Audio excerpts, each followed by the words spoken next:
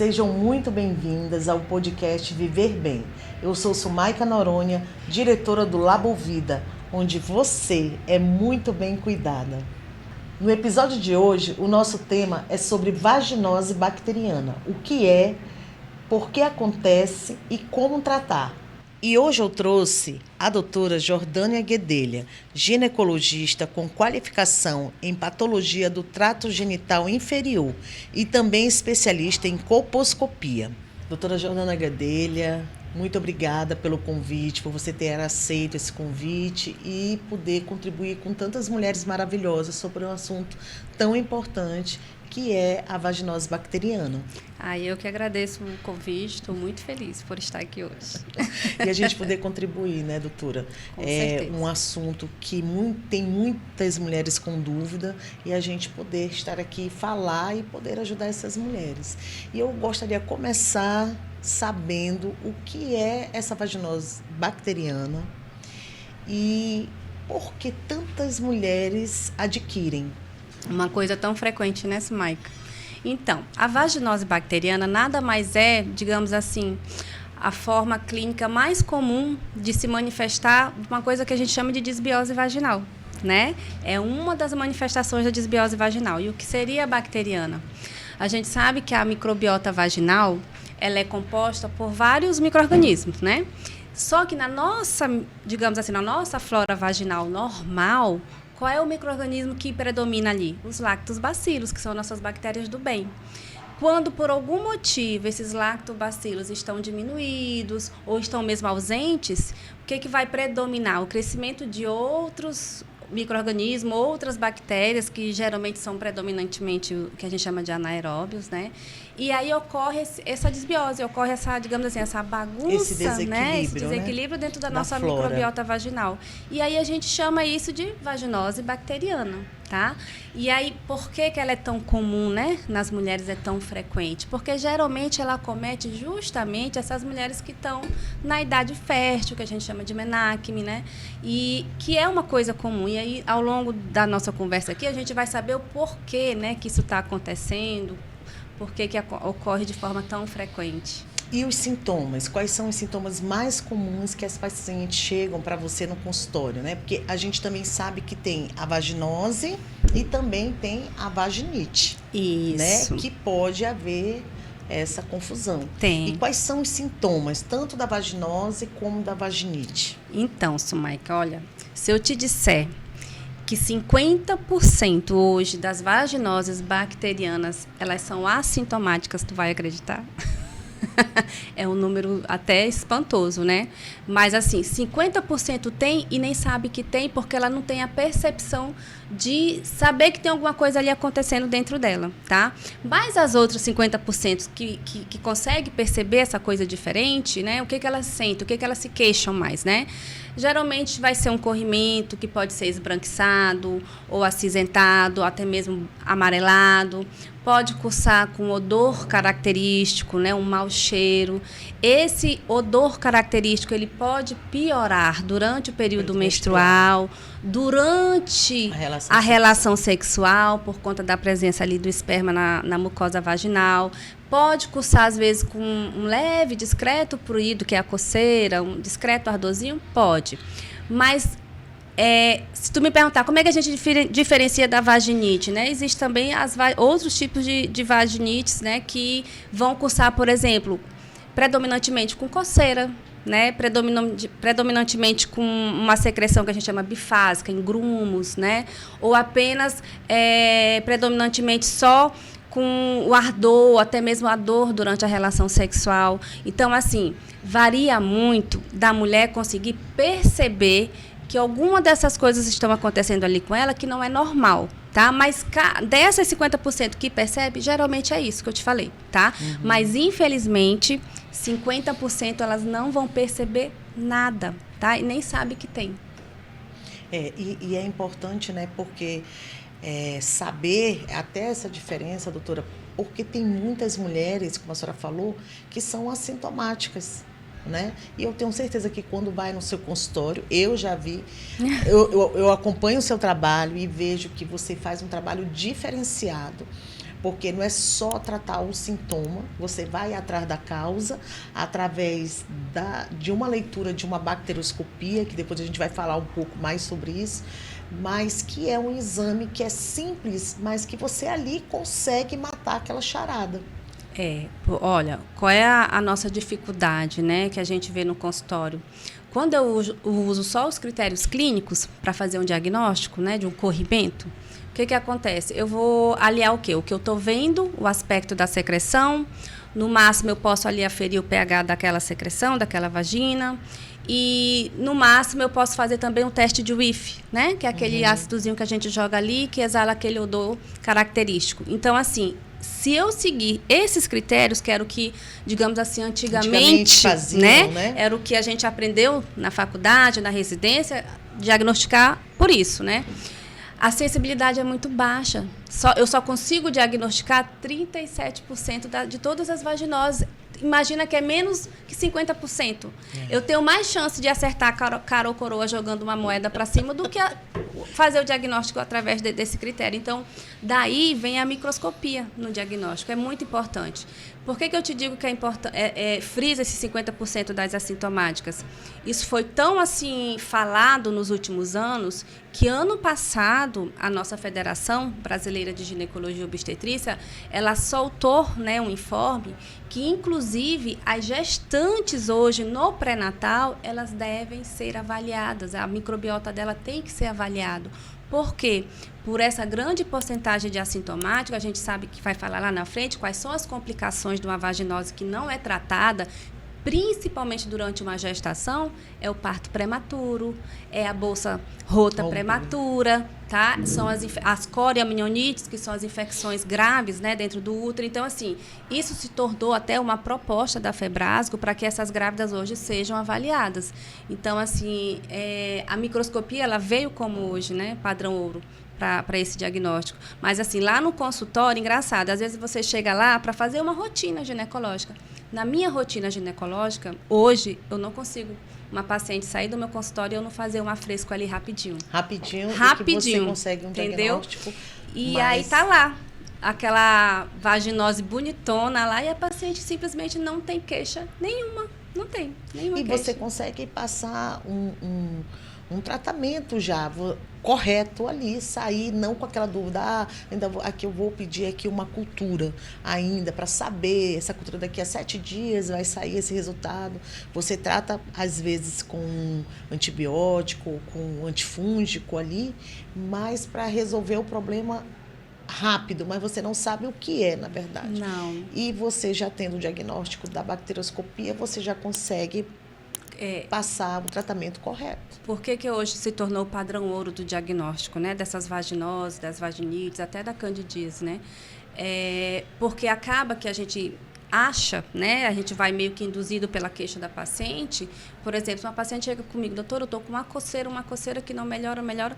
A gente acaba induzindo a tratar uma candidíase. Mas quando eu vou olhar na microscopia, ela não tem só uma candidíase, né? Ela tem uma vaginose mista. Então, ela vai me voltar daqui, sei lá, 2, 3 semanas ou daqui a um mês, dizendo, doutora, melhorou, mas voltou, né? E aí aquela paciente que vai voltar com outro profissional e vai dizer, olha, a doutora me tratou, mas eu não melhorei, né? E assim vai, e tratou 2, e tratou 3, e tratou 4 vezes. Isso. Aí você entra, elas acham que é uma recorrência, que também existe uma diferença entre recorrência e entre refratariedade, né? Então, assim, isso para o ginecologista que hoje recebe uma paciente e ainda trata dessa forma, ele infelizmente ainda tem muita chance de estar tratando errado, porque ele não está fazendo o diagnóstico correto. A gente pega muita vaginose mista. Às vezes eu pego uma paciente que eu estou jurando que é uma candidíase, quando a gente olha no microscópio não tem nada, é uma bacteriana. Ou o contrário, jurando que é uma bacteriana, quando a gente vê tá lá os lactobacilos lindos, maravilhosos, mas tem a candidíase e ela não tem nenhum sintoma da candidíase. Então, assim, a microscopia hoje, né, que é fundamental. É o método que a gente usa, que é o padrão ouro para esse diagnóstico. Simples, rápido e eficiente. Ai, que beleza. E é um exame assim que muitos médicos às vezes não dão o valor. não é? E assim... Eles não pedem, eles pulam logo direto para uma cultura. Vai direto para o tratamento, né? Além do tratamento empírico, para a cultura. Mas, assim, o colega hoje que não faz microscopia, eu não condeno, não. Tudo bem. Na nossa época não tinha, né? Digamos assim, não são todos quem fazem ginecologia geral, obstetrícia, não tem essa cadeira da microscopia. A gente da patologia não, né? É uma coisa à parte. Mas assim, o colega pode solicitar, vai lá no laboratório, coleta o exame de secreção, libera o resultado rapidinho, né? No mesmo dia. Então assim, ele tá com aquele resultado na mão, então assim, ele pode, se ele quer, fazer um diagnóstico preciso, correto e tratar adequadamente, né? A gente sabe, até para eu saber o tipo de antibiótico que eu vou usar nessa paciente, Sumai, que eu tenho que saber a bactéria que está ali predominante. O antibiótico do Gardnerella, por exemplo, não vai ter o efeito que eu uso, por exemplo, para tratar o mobiluncus. Não vai resolver. Tá? Não vai resolver se aquela paciente tiver predominante, por exemplo, de difteroides, que é muito frequente. Não vai resolver. Então, ele vai tratar e ele não vai ter resposta. Então, assim, ele tem essa opção. Se ele não faz a microscopia, ele pode solicitar, né? O laboratório, ela vai lá, colhe o swab, ou ele mesmo colhe, a paciente vai lá e deixa no laboratório. Olha, né? beleza. É uma opção rápida e prática. Rápida e prática, exatamente. E quais as principais causas, doutora, da vaginose? O que causa essa vaginose bacteriana? Então, hoje, né, o que a gente percebe, né, ao longo desse tempo, né, a mulher moderna, né, na verdade, não é uma única causa. A gente sabe que são vários cofatores que contribuem para essa desbiose vaginal. Vamos falar de alguns aqui, né? Então, o primeiro deles, né, que você vai conversando com a paciente, você vai perceber a forma que ela está praticando a higiene íntima dela, né? Então, você pergunta quantas vezes você toma banho durante o dia. E todas as vezes que você toma banho, você tem o hábito de também fazer a higiene íntima, você usa sabão em todas as suas higienes, em todos os seus banhos.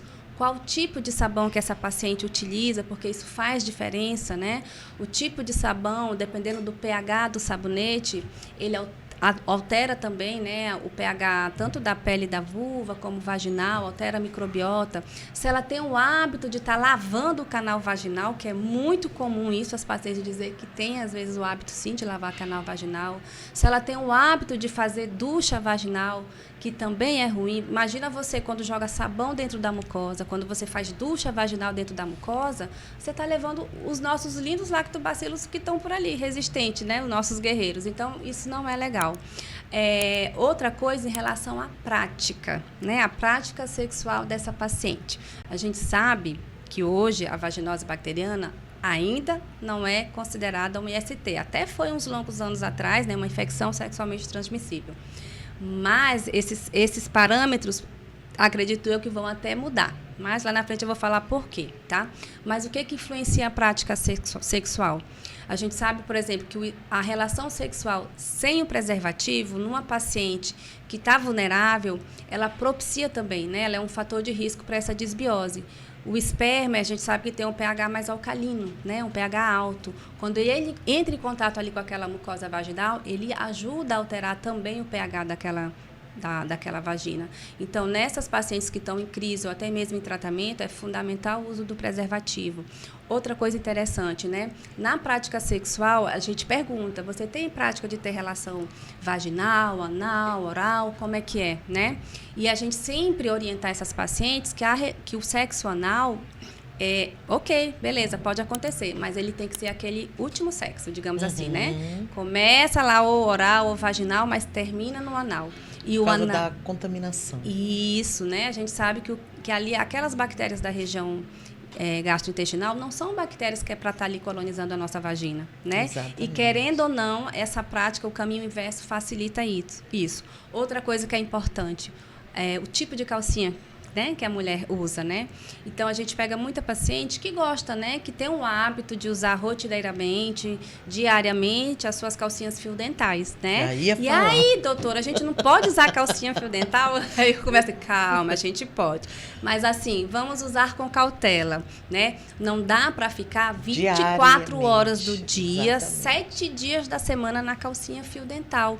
A gente sabe que aquele espaço entre a região anal e vaginal é um espaço curto. Então, querendo ou não, vai translocar, né, a microbiota ali da região anal para a vaginal. Então, é outra coisa que ajuda a contribuir para essa desbiose, tá? tipo de tecido dessa calcinha influencia? Às vezes sim, tá? Eu posso até usar uma calcinha da vovó, digamos assim, mas é uma calcinha justa, aquelas calcinhas de lycra, né? Que mantém ali aquela região íntima abafada ali o dia inteiro. Quem trabalha, né? Que passa o dia fora de casa, às vezes assim é complicado. Então a orientação seria o quê, né? Para tentar minimizar isso. Calcinha de fibras naturais, o algodão, tá bom? Até mesmo uma microfibra, mas assim, evitar as sintéticas, evitar tudo que possa ser também irritativo, que são os corantes, os perfumes, né? E aí entra a questão lá do sabonete. Sabonete íntimo. Eu sempre pergunto para elas, qual é o tipo de sabonete que você usa? É o mesmo que você usa para tomar banho do corpo? Porque é cultural nosso usar o sabonete em barra, não é? Só que o pH da pele, né, principalmente da região íntima ali, é um pH mais, digamos assim, eu costumo brincar, pensa que a pele da nossa região íntima é uma pele de bebê, delicada, né? Ele tem um pH ali levemente ácido, né, diferente do restante da pele do corpo. Então, que dependendo do tipo do sabonete, só por ele ser em barra, ele já é um pH alcalino, é um pH alto. Para ele poder ter essa consistência endurecida, ele precisa ter esse pH alto. Tá? E aí vem o sabonete líquido, né? Já o líquido tende a ser um pH um pouquinho menor. E aí o sabonete ideal seria o quê? Levemente ácido, no máximo neutro, né? Evitar os alcalinos. Aquele sabonete sem cheiro, sem perfume, porque perfume é um fator, né, irritativo também, sem corante. Então, esse seria o ideal. Então, existem sabonetes adequados? Existe, né? Quando elas vão lá, eu falo, olha, eu dou uma lista lá para elas, você escolhe o que você quiser. Mas a gente tenta evitar alguns. Que alguns seriam esses, né? Principalmente os em barra, os que têm um pH muito alcalino, né? Ou seja, o que você está tomando banho e passa no seu corpo diariamente, você não pode passar. Aí eu falo para ela, olha, reserva um sabonete líquido só para você fazer a sua higiene íntima. E o restante do corpo você pode continuar usando o sabonete que você quer. Mas lá para a região íntima, vamos deixar reservado um sabonete diferente, né? Então, eu sempre dou essa orientação. E o uso do absorvente diariamente também é uma causa prejudicial?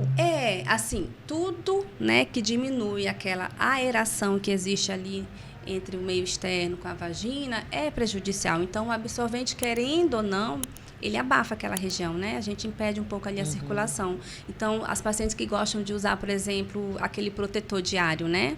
Não dá para usar de rotina todos os dias, né? Uma coisa é você usar durante o seu período menstrual. Se você não for adepta de outro tipo, né, de absorvente, como o coletor, por exemplo, então use só ali no período menstrual e depois não tem que usar mais, tá bom? Outro fator que contribui, Sumaica, para essa vaginose bacteriana é o uso de medicamentos indiscriminados, né? Por exemplo, às vezes a paciente teve que usar um corticoide, teve que usar um antibiótico para tratar uma dor de garganta.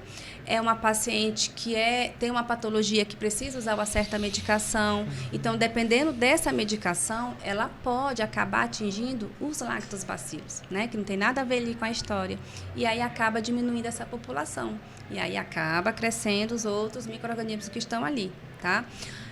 Pacientes que têm alguma doença metabólica, né? Qual é a clássico disso? Por exemplo, uma diabética que não está bem controlada, né? A gente sabe que aquele índice glicêmico dela ali alto, né? Ele querendo ou não só para a vagina, né? Mas a intestinal também. A gente sabe que tem uma relação, né? Da disbiose intestinal com a vaginal, né? Então, ela causa ali uma alteração inflamatória crônica, né? Isso também é ruim para os lactobacilos. Tudo que prejudica os lactobacilos, você acaba sendo propícia a essa vaginose. E também a gente sabe que a mulher, se ela tiver com o desequilíbrio da microbiota vaginal dela também, ou intestinal dela, também vai favorecer o aparecimento da vaginose. Isso, né? Já é comprovado. E o consumo também exacerbado do açúcar também contribui, principalmente para as candidíases. Sim, essas dietas hiperglicêmicas, né? Alimentos multiprocessados, né? Então, assim, a orientação que a gente tem para o nosso hábito intestinal, para a nossa flora intestinal, seria também a mesma orientação que a gente deveria ter para a nossa flora vaginal. Então, hoje a gente sabe que tem correlação, sim. Muito, né, doutora? A vaginose bacteriana, ela pode surgir, essa vaginose, através da relação sexual? Então, Sumaica, vamos lá. Esse assunto é bem polêmico, tá? Hoje, né, um dos maiores estudiosos, tá, de doenças, de patologias vulvovaginal, chama-se o professor Dr. Jacques Sobel, tá? Hoje ele reside nos Estados Unidos.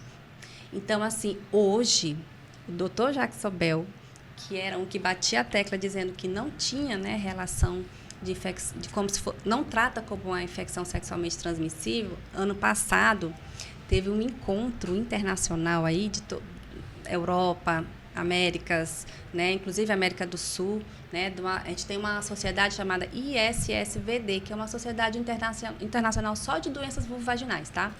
E lá ele falou que talvez a gente devesse rever os conceitos e talvez começar a considerar a vaginose bacteriana numa infecção sexualmente transmissível. Por quê?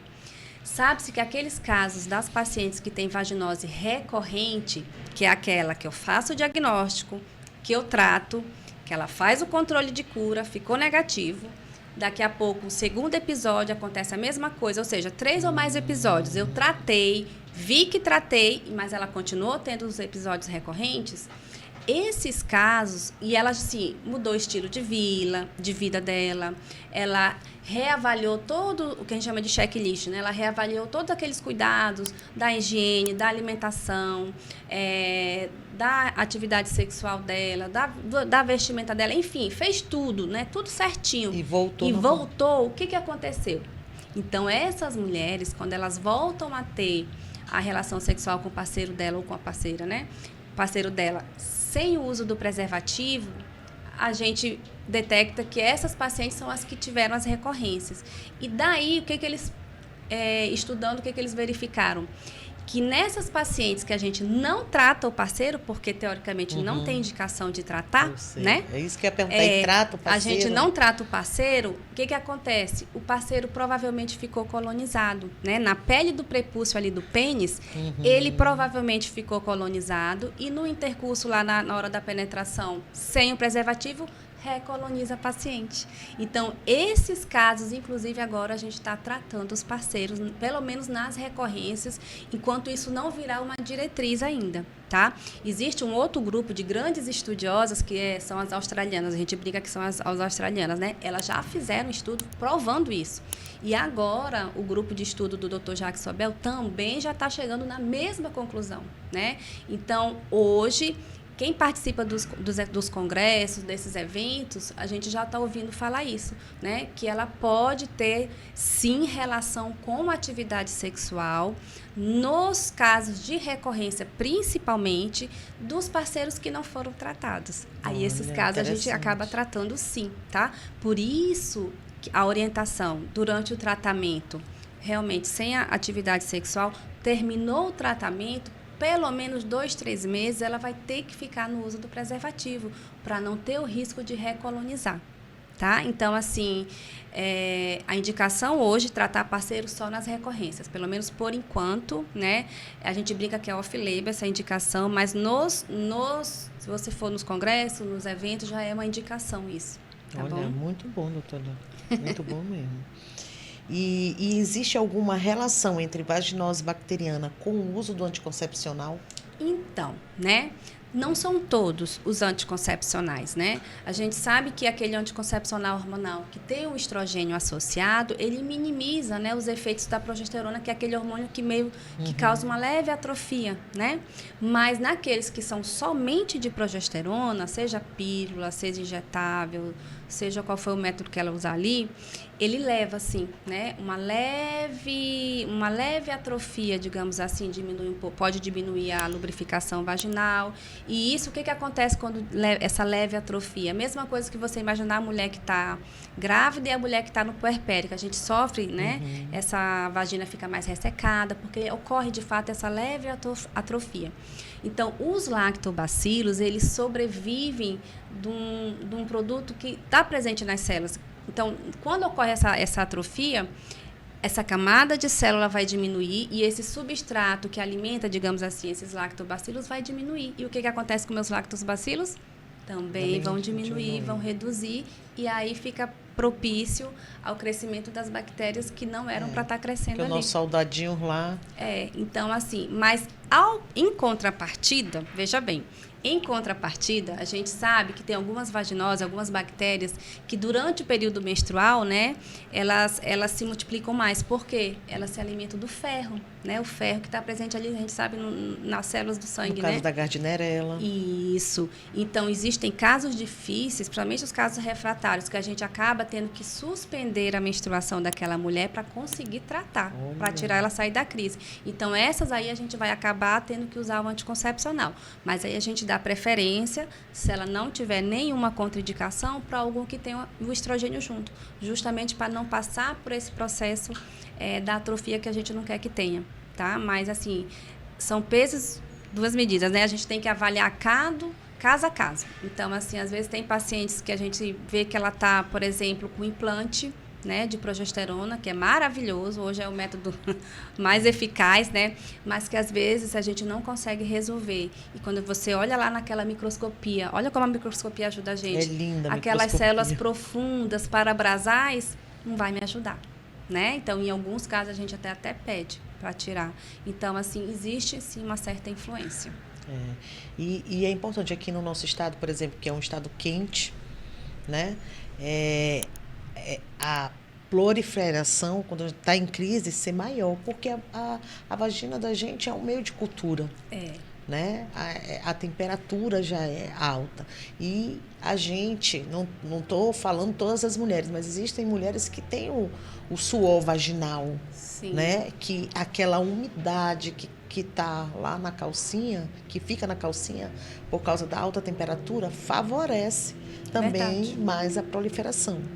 É verdade, né? A gente eu aqui... não sei se estou errada. Não, é né? verdade. Mas eu já a gente estudei, aqui de climas tropicais, aqui a gente sofre, né, com isso. Porque a gente, além de ser quente, né, a sudorese aumenta. E aquela história, às vezes você não tem tempo de ir na sua casa, né, exatamente. de trocar. Você passa o dia fora, quando chega em casa só à noite.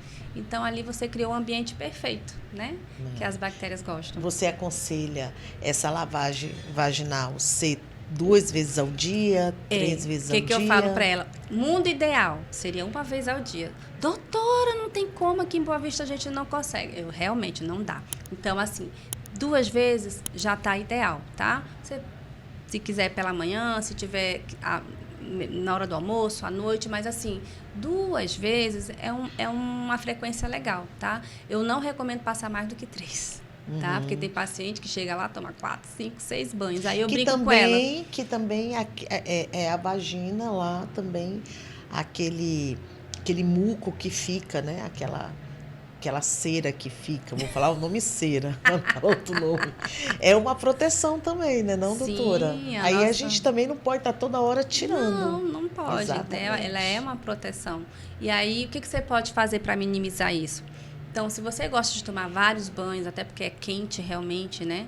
Então, assim, tome banho, mas é aquela velha história, só água, né? Não vá usar o sabonete, tá? Não é porque você toma 3, 4 banhos que você vai lavar com sabonete 3, 4 vezes. Não. Deixa o sabonete para ser usado 1 ou 2 vezes. Tá bom, é o suficiente. A alimentação pode influenciar na saúde vaginal e prevenir a vaginose? Pode, é aquela questão que a gente falou, né, em relação aos alimentos industrializados, né, tudo que propicia, né, que facilita a desbiose intestinal, ela vai afetar também a nossa microbiota vaginal, não tem jeito. Então, assim, a gente sempre pede para essa paciente tentar fazer uma dieta mais saudável possível, se é uma paciente que tem alguma síndrome metabólica, ela precisa estar sendo acompanhada também junto com o nutricionista ou com o seu endocrinologista, né? Mas ela influencia. E ela pode atrapalhar no caso de uma infertilidade, doutora? Pode, Michael, né? A gente sabe que com o passar do tempo, né, dependendo do tipo de patógeno que esteja ali, inclusive ela pode evoluir sim. Por exemplo, com uma doença inflamatória pélvica, né, e isso aumenta a chance de você evoluir com a obstrução tubária, uma endometrite, né, que é uma inflamação com uma infecção ali da camada interna do útero, né, que é onde o neném, quando o feto vai se implantar ali, né, no início da gestação, então isso pode levar sim à infertilidade. Pois é, são coisas assim que a maioria das mulheres não sabe, né? Às vezes o simples fato de você não manter a sua higiene pessoal pode causar também. Pode. Não é só da relação sexual. Não. Na verdade, a grande maioria, veja bem, eu falei daquela questão da atividade sexual, mas inclusive em mulheres que não têm atividade sexual, tá? Elas também têm, né?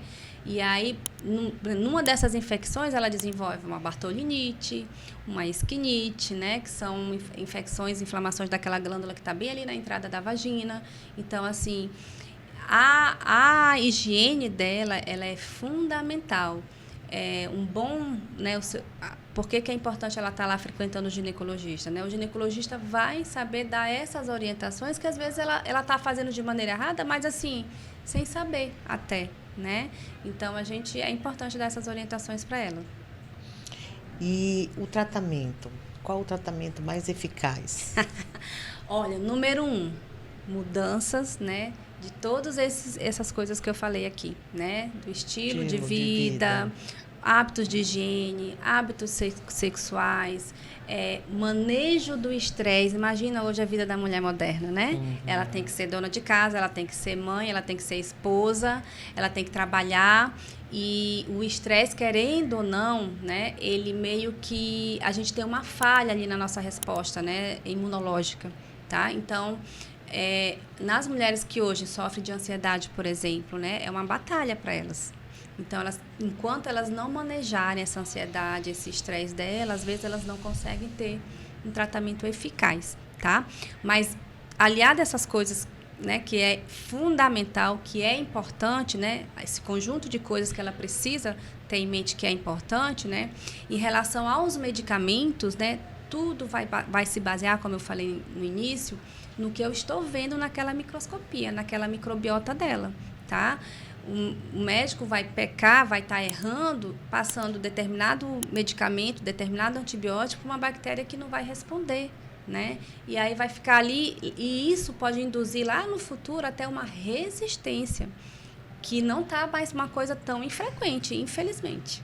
Tá? Exatamente. E aí, pelo uso indiscriminado, muitas vezes também. Então, o melhor tratamento é aquele baseado na sua microscopia, baseado na microscopia daquela microbiota. Seja seu, seja do seu laboratório, de onde ele vem, mas ele precisa, tá? Ele precisa ser assertivo nesse diagnóstico para fazer o tratamento. E outra coisa importante, Sumaika, que infelizmente, né, é muito comum, após o tratamento não existe uma coisa chamada controle de cura. Que como é que eu vou dizer que você está tratada se eu não verifiquei como ficou tua microbiota? Ah, porque eu não tenho sintomas, eu não estou sentindo nada. Eu tratei, estou tratada, eu não posso afirmar. Lembra dos 50% que não vai ter sintomas? Então, assim, após cada tratamento que aquela paciente faz, ela precisa realizar esse controle de cura. É uma nova coleta que ela vai fazer. Verificou, restabeleceu a flora dela, beleza, você saiu dessa crise. Não restabeleceu, novo tratamento, tá? Ou muda a droga, ou muda a via, tá? E aí vem a questão da refratariedade, que é aquela que não saiu da crise, tá? Que também é difícil, não é fácil de tratar, tá? Não é um caminho fácil. Mas o médico só vai conseguir dizer isso, afirmar que ela está tendo essa refratariedade, se ele estiver fazendo o controle. Senão ele não vai nem saber. Vai estar considerando até erroneamente uma recorrência, que é diferente. A recorrência ela tratou, ela saiu da crise, ela restabeleceu a flora. A refratariedade ela não saiu.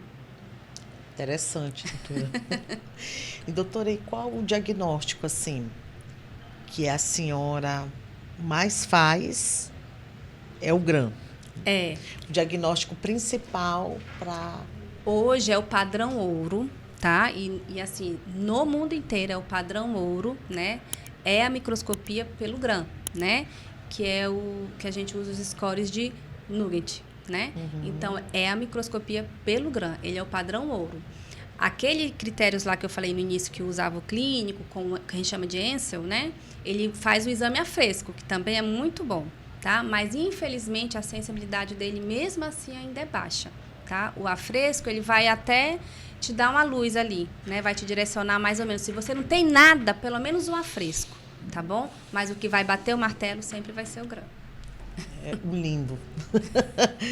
O GRAM, e hoje a gente não só tem o GRAM como diagnóstico, mas eu vou falar um pouquinho aqui também do bioma vaginal, né? Hoje também a gente tem essa metodologia, através da microbiota vaginal, a gente poder descobrir quais são as bactérias que estão causando essa vaginose. O estudo da microbiota, né, que é o bioma, ele é bem interessante nesses casos, assim, realmente bem difíceis, né? Que é aquela paciente que tem a recorrência ou até mesmo a refratariedade, né? E você não consegue tirar ela de jeito nenhum, e aí o bioma vai ser interessante para ela. É interessante para poder o estudo. Então, a gente já tem hoje... E que já temos aqui, né? Temos hoje esse exame genético. Temos. Que a gente pode descobrir. Muito bom. Você, pioneira como sempre. Estamos lá fazendo o bioma intestinal e o bioma vaginal. Doutora Jordânia, eu queria te agradecer por você ter vindo aqui contribuir com a gente. Esse assunto tão importante. A gente falou de coisas maravilhosas. A mulherada aí vai gostar. Tiramos, eu acho que muitas dúvidas, né, de bastante mulheres. Então, assim, eu queria que você deixasse as suas redes sociais, aonde a gente pode te encontrar, onde você trabalha. Essas mulheres podem ir lá para fazer, porque eu aqui em Boa Vista ainda não vi ninguém trabalhar dessa forma, fazendo esse diagnóstico na hora, assertivo, né?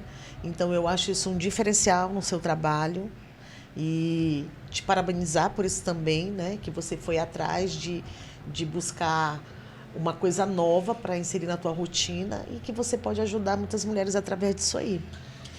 E eu queria que tu deixasse a tua rede social, onde a gente pode te encontrar aqui, e no final deixasse um recado para essas mulheres lindas falando desse assunto. Bem, primeiro eu quero agradecer pelo seu convite, adorei estar aqui. Oh, que bom. Olha, um parêntese aqui. A Sumaica foi que me trouxe, muita gente nem sabe, né? Que me trouxe para o consultório. Porque quando eu engravidei, eu me afastei, né? Eu fiquei praticamente 9 meses afastada. E aí, depois que o Davi nasceu, eu me acomodei. Fiquei lá no meu trabalho. E aí, um belo dia, a Sumaica me conheceu, acho que numa jornada que a nossa associação fez aqui, não foi, Sumaica? E aí, a Sumaica por lá, não sei se ela assistiu minha palestra, enfim, ela me chamou, doutora, venha trabalhar comigo, venha atender aqui no meu laboratório. Eu falei, como assim? Venha. Enfim, e daí tudo começou. Então, assim, eu só tenho te agradecer, porque eu não sei se eu estaria hoje no consultório. Oh, doutora. Porque eu realmente me acomodei. Mas, enfim, hoje eu atendo na Clínica da Criança, né? Eu tenho o meu consultório lá. Mas eu também atuo na patologia, né, do trato genital inferior, que é onde eu trabalho como servidora pública no Centro de Referência da Mulher. Na Clínica da Criança, eu tento direcionar também para essa área da ginecologia e da patologia. Tá? E, de fato, eu tentei meio que correr atrás do prejuízo, porque a gente, quando se especializa na patologia, a gente vê de tudo um pouco, né? Mas eu senti a falta dessa parte da microscopia. Como é que os grandes mestres, os grandes cientistas, os grandes estudiosos estão falando para a gente que a gente precisa fazer o diagnóstico baseado na microscopia e eu não faço? Né? Então, assim, foi isso que eu fui buscar conhecimento e aí eu encontrei professores maravilhosos, né? E hoje eu faço pelo menos um afresco lá, eu faço. Eu acho o máximo. Então, assim, eu gosto, as pacientes também adoram, porque ela sai de lá, doutora, eu não sabia que eu estava assim, eu não tinha ideia, enfim. é muito bom, é muito gratificante. E aí é gratificante a gente ver o resultado disso. Com certeza. Né? Você vê que a paciente, de fato, finalmente conseguiu resolver aquele problema. Então, assim, o recado que eu tenho para dar hoje para as mulheres é observar esses cuidados, né, que a gente conversou aqui, com relação à sua higiene, com relação aos seus hábitos do dia a dia, do seu parceiro, da sua atividade sexual, da sua alimentação, do seu manejo do estresse, né? E se atentar a mínima qualquer alteração que ela tiver ali, que ela achar que pode estar tendo alguma coisa que não está normal, não fique sem procurar ajuda, né? Vá atrás do profissional, tire sua dúvida, peça para ser examinada, enfim, né? Isso vai te evitar, né, problemas futuros, complicações, doenças, enfim, coisas que nenhuma mulher quer passar, tá? E é algo assim tranquilo, vou dizer assim, relativamente simples de resolver, né? Mas desde que você procure. Show de bola. Ela deu uma aula. Doutora, aqui tem um presentinho nosso do programa obrigada. Podcast para a senhora poder, quando estiver na sua casinha, tomar um chazinho ou um café e lembrar desse nosso bate-papo aqui. Que Posso foi abrir? muito... Pode, fique à vontade. Todas que vêm aqui leva uma dessa para lembrar da gente. Obrigada. Amei. Eu que agradeço. E você que nos assistiu e quer saber mais sobre saúde e bem-estar, sigam meu Instagram e do Labovida. Fiquem atentos ao próximo episódio do podcast Viver Bem, com uma convidada muito especial que depois eu revelo quem é para vocês. Até o próximo episódio.